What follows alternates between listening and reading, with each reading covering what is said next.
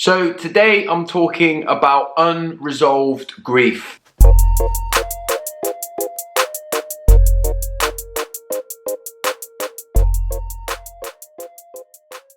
First off, if you're new here, welcome. I really appreciate you being here. I talk about mental health and all things to do with that, emotions and feelings, and how I kind of survive and thrive in my life in spite of that. So if that feels like something that might be of use or meaning to you, then please make sure you subscribe and make sure you turn on the notifications so you know each and every time I post a video. So unresolved grief is slightly different to grief, right? Grief, for me, I think grief in itself is something that can last a lifetime as well, but ultimately when we grieve properly, we should experience a sense of ease come with it, right? It should become easier to manage and easier for us to deal with. I'm a stickler for language, and I've always said I don't like the term get over, so I like to talk more about working through.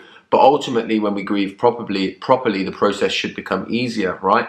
And though there will always be hard times when we think about what we're grieving about, it shouldn't influence and impact our lives as heavily as it sometimes can. And that's when we fall into the category of unresolved grief. Unresolved grief can mean that the experience doesn't get any easier. The experience can sometimes get harder. And then we do things to protect ourselves from that, right? We may find that we only ever talk about the good things about the person that we're grieving, or we may only ever talk about the bad things of the person that we're grieving, or we'll avoid talking about it altogether. And when we do, we become hugely overwhelmed. And again, it's important to say that sometimes even when we grieve properly, there will be times when we become overwhelmed. But the point I'm making is that when it's unresolved, it's a consistent thing, right? So I wanted to read something from a website that I stumbled across when I was doing a little bit of research about before I made this video. And it just talks a little bit about what unresolved grief is. So it says that unresolved grief, or complex grief is another term used for it, is different from normal grief in various ways. First, it lasts much longer,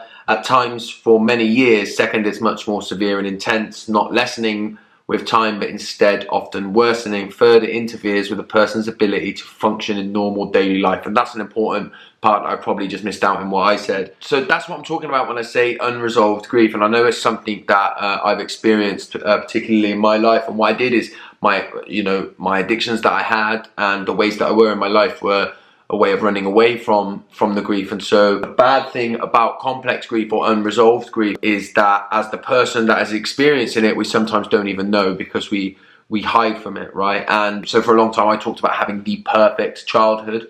That was a narrative that I told myself. That was something that I told myself to protect myself from my ultimate truth, which was that in my earlier years I had a very, very difficult childhood, right? And that's not to put any blame on anybody. This is just to start to understand myself and my grief. And if it's something that I want to be able to work through properly, then that's something that I need to do. So why do people come to unresolved grief, right? Now, for me, what you have to do is you have to not actually look at the experience of grief or what you're grieving over. You have to look at why you've reached a stage that when the grief happened, right, you were unable to maneuver and work through it in, let's say, a healthy way, for want of a better word, right? And so when I look at my own experience, the grief that I'm going to talk about on this occasion is the loss of my dad. Now, I was about nine years old, and by that time in my life, I hadn't learned any ways to self-soothe or self-regulate myself. Okay, so any strong emotion that I felt, I would push down and bury, right? Because I didn't know how to soothe myself through that, right? I didn't know how to regulate my feelings and allow myself a space to feel emotions, right? Now, I reached that stage in my life because when I was younger, I grew up in an alcoholic home until a certain age, right? And so the coping strategies and mechanisms I developed were in reaction to feeling like there was no space for my struggle, there was no space for my feeling, and so I constantly made sure that I was okay, right? As a child, I remember being really worried about how my mum was all the time, and I took upon that burden upon myself, not because of my mum, because of the situation, right? And the way that as a child and with my character that I reacted to that, it left me in that position where I did that, okay? Obviously, I had abandonment issues as well as a child. Consistently watching my dad seemingly choose drink and alcohol over us would have left me with abandonment issues. that's something that I don't particularly remember feeling as a child, but it's very, very obvious looking at my childhood that I would feel that, okay? So that's important as well when we look at our childhood to kind of understand what we went through, because lots of what happened we won't recall, right? But that doesn't mean that we don't remember. We don't have to recall something to remember it, okay? That's really, really important. And then after, in the instance when my dad did die, because he died of alcoholism, the stigma that surrounded that, particularly 25 years ago, or 25 years ago when it was, the stigma was really, really big, and so just nobody talked about it. So I couldn't be met with any level of compassion because it was all pushed down and shrouded in secrecy, right? And that in itself as well meant that I couldn't speak and be met with the love and compassion that one needs when they've just experienced something like the loss of someone so close to them. What's important to mention with this, right, is that my dad died when I was 9 years old, but he could have died when I was 20, 30, 40 or 50. What happened to me in the conditioning when I was younger would have still stood had I have not processed it and worked through it, right? And so it means that even if my dad did die when I was older, that makes no difference in the way that I would have dealt with the grief. And so I still would have been left with unresolved grief, because I would have dealt with it based on the coping mechanisms that I picked up when I was younger, okay? And that's why I would have reached that place where I was living in unresolved grief, okay? So it's important to know that even in the present moment with what we're struggling with, it's important to understand that there's a lot more going on here, and it's often to do with our conditioning when we were younger, right? This has been my experience. I just wanted to now read an extract from a book by John Bradshaw. It's called Healing the Shame That Binds You. Just an incredible book that I would recommend anybody read. Now, he says that our childhood trauma must be validated as real, or it cannot be resolved. Perhaps the most damaging consequence of being shame-based is that we don't know how depressed and angry we really are, something I mentioned. We don't actually feel our unresolved grief. Our false selves and ego defenses keep us from experiencing it. Paradoxically, this is important, the very defenses that allowed us to survive our childhood trauma now become barriers to our growth.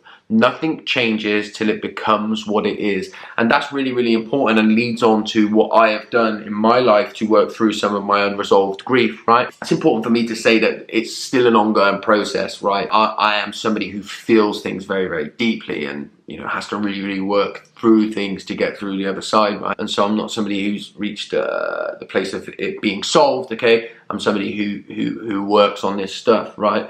For me, I had to come out, right? I had to explain to people that despite the narrative that I had told about how, my dad died when I was young, but I'm okay with it and I've got over it, and bad things happen to everybody. I had to come out and say, actually, I feel deeply confused about it.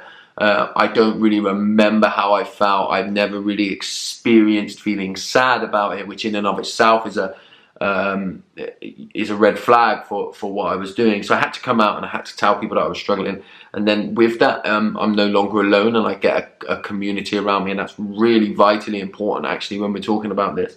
The second thing I've done is a lot of inner child work, okay? So I've gone back to the child that I was, that is still a part of me that I carry within inside myself, and I nurtured him. I've began to nurture him and still go through the process of nurturing him now. I help him to soothe. I help him to self-regulate. I try to take away that feeling of abandonment from him. And notice that I'm saying him and talking about it like it's somebody else. It is a part of me, but it's something that but I believe there's different parts of ourselves, okay? And we have the ability to nurture that part of ourselves.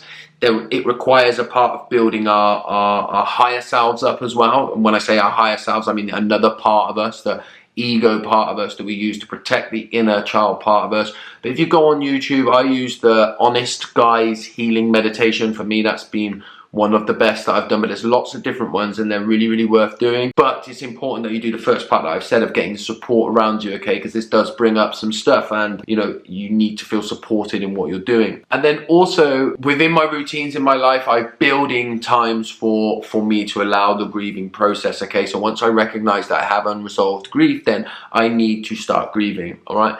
And so I find space in my life where I shut off from the world, I go silent, and I allow my body and my mind to feel what I haven't felt, to allow myself to go back to where I was when I was younger and start to process and feel that grief, okay? This is something that I do regularly now by myself, but I think if I was recommending it to other people, I think it is a difficult thing to try and do, and I would recommend getting therapists to help you with it, or any kind of support that you can. It's something you don't want to go through on your own. You need to feel supported in your environment. And so if you still have feelings of loneliness, I think crippling loneliness, then it's really important that you find the support group around you in the community to make sure that you're supported in this and you're not doing it alone. So I hope that's helped. Look, don't put yourself under pressure. This is what I say. Do not put yourself under pressure. Like, I know I've got unresolved grief and I need to make sure that I'm working through it straight away. It can be an ongoing process. It's a process that I've been on now. I've been sober 7 years, and I guess I realized that I was dealing with all this internal shame and unprocessed emotion maybe 4 years ago, and if I told you that I'm probably still on the beginning of the journey of processing it, or somewhere in the middle, or I get to the middle and then I fall back to the beginning, don't start beating yourself up about this stuff. Allow yourself the space to grow and heal from this stuff, and I really hope this has helped. And if it has, then make sure that you I think it's gonna be, I'm looking at the timer up here, it looks like it might be a bit of a longer video than I normally do, but I think it warrants it. And I think it's a really important and deep subject. So look, if you have any questions about it, as always, you can hit me up on any of my social medias, or comment below if you feel comfortable enough doing that. I'd be happy to discuss any of it in depth. And if you want me to even maybe make a video on any part of the thing that I've said more in depth, then please get in touch. It's always good to hear from you. Till next time.